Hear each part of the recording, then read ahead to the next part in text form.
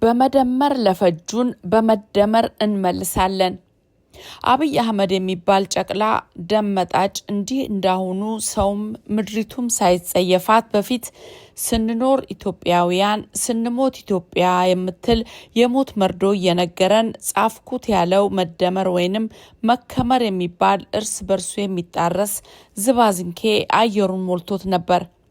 ይህ ድሪቶ ጽሁፍ እስካሁን ከውስጥ ባለ መረጃ መሰረት ሰውየው ወታደር ቤት ወጥ ጨላፊ ተዋግቶ አዋቅም ከነበረበት ጀምሮ በተለያዩ ጊዜ ከወታደሮች ያገኘውን ከሚቀርቡት ሰዎች የሰማውንና የሰረቀውን ሀሳብ አከማችቶ እንዲሁም የቴክኖሎጂ መስሪያ ቤት በነበረበት ወቅት ከስለላ ሰዎች የተመነተፈን የኢህአዴግ ፖሊሲዎች እየጨፈለቀ ያዘጋጀውና ቤተ መንግስት ከገባ በኋላ በቅልብ ካድሬዎች አማካይነት ህዝቡን በተለይም አብረው ለመዝረፍ በሚሽቀዳደሙ ሌቦች ባለሀብቶች ጭምር በከፍተኛ ዋጋ እንዲሸጥ በማድረግ በሶስት ዙር በቢሊዮን የሚቆጠር ገንዘብ ዘርፎበታል።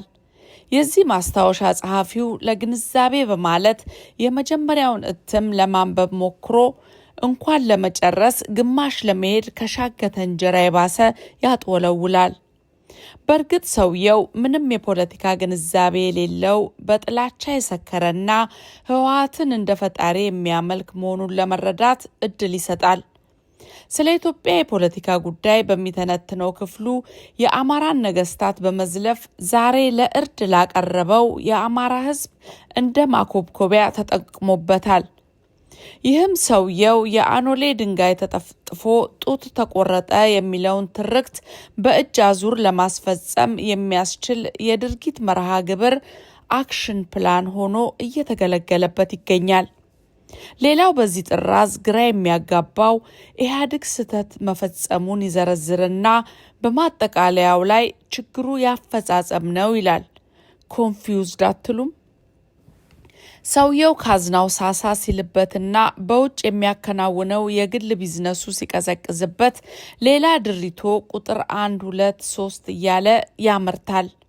እስካሁን ከዳኛቸው አሰፋ የሚባል አሽቃባጭ ምሁር በስተቀር የአራጁን አብይ አህመድን መጽሐፍ አንብቤ ጨረስኩ የሚል ሰው አላጋጠመኝም። በዚህ የመጀመሪያ ጥራዙ ላይ ለኢትዮጵያ እንደ ፖሊሲ ተደርጎ በምርጫ ቅስቀሳ ጭምር ሲቀነቀን የነበረው የመደመር ፖሊሲ እውነት ለመናገር ሀገሪቱ ወዴት መሄድ እንዳለባት እንኳን የሚጠቁም አንዳችም የሀገር ውስጥና የውጭ ፖሊሲዎች አቅጣጫ የሚያሳዩ ነጥቦች የሉትም። ሰውየው የመደመር መንግስት ብሎ ለዳንኤል ክብረትና ለአዳነች አበቤ ጫነባቸው። እነሱም ዛሬም ብቻ ጠግቦ ለማደር የሚራኮተውን መንጋ ካድሬ እያስጮሁ በየሰፈሩ እንዲያከፋፍል አደረጉት። ወይ ጉድ እናንተዬ! አዳነች አበቤን ሳነሳ አንዳንድ አስገራሚ ሰዎች ትዛሉኝ። መዓዛ መሐመድ ቦርጯን፣ አዳነች አበቤ ፊቷን ማስመጠጣቸው፣ የዳኛቸው አሰፋ፣ የኤርሚያስ ለገሰና የስለሺ ደምሴ ጋሻ ያበራ ሞላ ለካ ባለጊዜዎች መሃል ገብቷል። ቶሎ ቶሎ መገለባበጥ ይደንቃል። ነዋይ ደበበን የዘለልኩት ስሙና ተግባሩ አንድ አይነት ስለሆነ ነው። እግረ መንገዴን የህዝብ ቅቡልነት በማጣት አሜሪካ ተቀምጦ ኮምፒውተር ላይ ሲያፈጥ ለሚውለው የዋቅ ጅራ ልጅ እነሱም ባያምኑ አንተ አምነህ ወደ ዘመዶች ስለተቀላቀልክ እንኳን ደስ ያለህ። መቼም ታከለ ኡማ ዋቃ ጉራቻ የለትና ይህን ጊዜ ስንት ጠልባጭ ይኖርህ ነበር። ሌባ እንዴት የሌባ ምቀኛ ይሆናል? ኤርሚያስ ለገሰ መሬት ለመዝረፍ ሲዘጋጅ ተነቅቶበት ላፍቶ ክፍለ ከተማ ላይ ያለው ጓደኛው ሲታሰር እሱ መኮብለሉን ልብ ይሏል። እንዲህ አይነቶቹን ከህዝባችን መሃል ተሰግስገው በጥቅም የሚደለሉና ከመጣው ጋር ተለጥፈው ታዋቂነትን ያተረፉ ባንዳዎች አዲሱ ትውልድ ፈር ካላበጀ ነገ ስብሃት ነጋም፣ ጌታቸው አሰፋም፣ ሐሰን አሊም፣ ወርቅነህ ገበየሁም የጳጳሳት ቆብ ደፍተው አውደ ምህረት ላይ ልናያቸው እንችላለን። ወደ ቀደመው ሀሳባችን እንመለስ። አብይ አህመድ የኢትዮጵያን ዕጣ ፈንታ የሚወስነው በተጻፈ ፖሊሲ ሳይሆን እሱ በመሰለውና ዓመታትን ቤተ መንግስት የሚያቆየውን እየገደሉ መኖር ፖሊሲ ብቻ ነው። ሰውየው የእውቀት ጨዋ ስለሆነ በህግና ስርዓት ከመመራት ይልቅ ማነች ያቺ ቤተ መንግስቱን አጽዳ የምትለው የቁጭ በሉ ፓስተሮች አለቃ? እውነተኛ የእምነቱን ሰዎች አላልኩም። ፍየል ጥብስ እየበላ ሞራ የሚገልጥለትን ጠንቋይና ስድብ የሚጽፍለትን ዳንኤል ክብረት የተባለ የዘመዱ ይሁዳ ብቻ ነው። ጸረ አማራና ጸረ ኢትዮጵያ የሆነው አብይ አህመድ እንዲህ አይነቱን ከናቴ ወረስኩት የሚለውን የባዕድ አምልኮ ስርዓት ቤተ መንግስት አስገብቶ የመንግስት መመሪያ በማድረግ መደመር የሚባል የማይታይ ሀሳብ ተሸክሞ ዋናውንና ማስፈጸም የፈለገውን አማራን የማጥፋት ዘመቻ አጠናክሮ ቀጥሏል። የአማራ ህዝብ እንደዚህ በጥላቻ በሰከሩና እየዘረፏት በደለችን በሚሏት ሀገር ላይ በሰፈሩ ወራሪዎች እየተጨፈጨፈ የሚቀጥልበት ዘመን ወደ ማብቂያው ጫፍ ላይ በመሆኑ እስካሁን የገደሉትን፣ ያስገደሉትን፣ ያፈናቀሉትንና እንዲፈናቀል ምክንያት የሆኑትን በሙሉ ለይቶ በመዝገብ ማስፈር ይኖርበታል። ግፈኞች ወራሪዎችና መጤዎች ነባሮቹን ኢትዮጵያውያን በማጥፋት ስራቸው እንዲቀጥሉ መፍቀድ አይደለም። ቀደም ሲል በነበረው የኦሮሞ ወረራ ጊዜ የጨፈለቋቸውን ወደ 28 የሚጠጉ ነገዶች ያጠፉበት ወንጀል በመደመር ህግ መጠየቅ ያለበት አብይና ኦነግ የሚመሩት አመራር በሙሉ ነው። በገሃድ ያልነበረውን የሚዬ ምኒልክ ስም አቆሽሾ አማራን ለ50 ዓመታት እየገደለ የቀጠለው የኦነግ ቡድን በሙሉ በመደመር ህግ ወንጀለኛ ሆኖ በህግም በታሪክም ተጠያቂ መሆን አለበት። አማራና ነባር ኢትዮጵያውያን ተባብረው ይህን ሀገርና ትውልድ አጥፊ ኃይል በመንቀል ኢትዮጵያን ወደ ቀደመ ክብሯ መመለስ አለባቸው። ጨው ለራስ ስትል ጣፍጥ እንደተባለው ይህ የ16ኛው ክፍለ ዘመን ላይ የቆመ ቡድን ከኢትዮጵያ ፖለቲካ ተነቅሎ የሰራቸው ግፎች በሙሉ እየተሰነዱ ከአጸደ ህጻናት እስከ ዶክተሬት ትምህርት ድረስ ታሪካቸው መነገር አለበት። ሀገር እየመሩና እየዘረፉ ራሳቸውን ባዕድ አድርገው በአማራ አባቶች የተቆረቆሩ ከተሞችን በማውደም የተካኑ አውሬዎች ስነ ልቦናቸው ብቻ ሳይሆን አጥንታቸው ጭምር መመርመር አለበት። ኢትዮጵያውያን ከዚህ በላይ የሀገር መፍረስ ምን ሊመስል እንደሚችል ባይገባኝም ከዚህ ጨፍጫፊ ስርዓት ምን የተሻለ ነገር እየጠበቁ እንደሆነ ሌላ ምርምር ሳያሻው አይቀርም።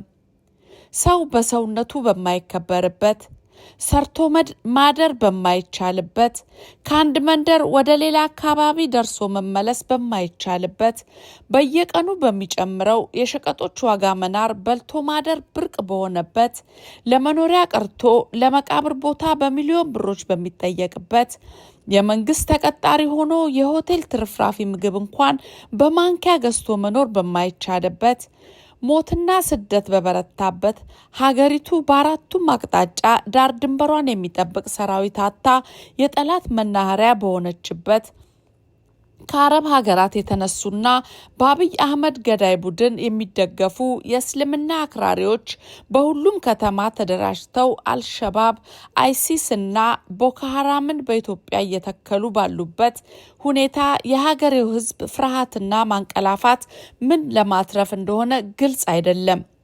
ከዚህ በላይ እንደ ሀገርና እንደ ህዝብ ምን የተለየ ውርደትስ እስኪመጣ እየጠበቀ ነው ኢትዮጵያዊ ሁሉ አንገቱን እንደ ሰጎን የቀበረው? በእርግጥ በአማራ ትከሻ እዚህ የደረሰችው ሀገር ዛሬም እንደ ጥንቱ ብቻውን እየተገደለ ኢትዮጵያን የሚሸከም አማራ አለ ተብሎ ከሆነ ትልቅ ስህተት ነው። ለዘመናት እየሞተ ሀገር ያስቀጠለው አማራ ያተረፈው በሞቱ የሚሳለቁ እንጂ አብረውት የሚዋደቁትን አይደለም። ዛሬ ትላንት ስላልሆነ በህይወት ለማይኖርባትና ለሚታረድባት ምድር የሀገር ስያሜ ተሸክሞ ዘሩን የሚያስጨርስ አማራ የለም። ስለዚህ ከድል በኋላም አማራ ትርፍና ኪሳራውን ያሰላል፣ ከደገፉት ጋር ይደጋገፋል፣ ርስቶቹን በማስረጃ እየሞገተ ያስከብራል። ዛሬ በሞቱ የተሳለቁትን ሁሉ በፍርድ አደባባይ ያቆማቸዋል። ገዳዮቹ ሞቱን እየደመሩ የሳር መትከያ እንዳደረጉት ሁሉ ገዳዮቹንና ጭፍራዎቻቸውን እየደመረ ይመዘግባል፣ ይፋረዳል። የተነጠቀውን ቁሳዊ፣ ሰብአዊና መንፈሳዊ ሀብታት በሙሉ በኩራት እየቆጠረ ተረክቦ ያስከብራል። የነገው አማራ እንዲህ ነው። የደመራችሁትን እየቀየረ ይደምርላችኋል። ይህ ዲስኩር ሳይሆን ደጃፍ ላይ የቆመ እውነት ነው። ከእንግዲህ ኢትዮጵያ ከምትፈርስ እያለ ለጠላትም ለወዳጅም የጸረ አማራ ኃይሎች ህይወቱን የሚገብር አማራ በባትሪ ብትፈልግ አታገኝም። ወዳጅና ጠላቱን ትርፍና ኪሳራውን እየመዘነ አብሮ ለመኖር ከወሰኑት ጋር ይኖራል። ኢትዮጵያ በአማራ ህዝብ ደም የቆመች ሀገር ብትሆንም ለአማራ ህዝብ የተከፈለው የዘር ማጥፋትና ጭፍጨፋ ነው።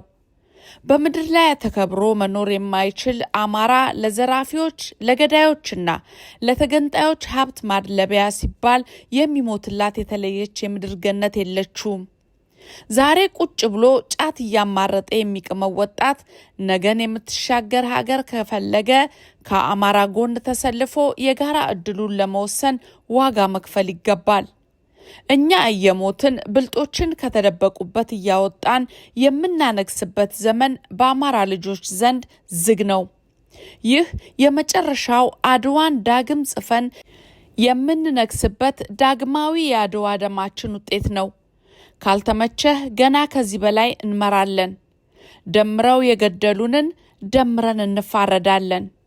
ድል ለአማራ ፋኖ።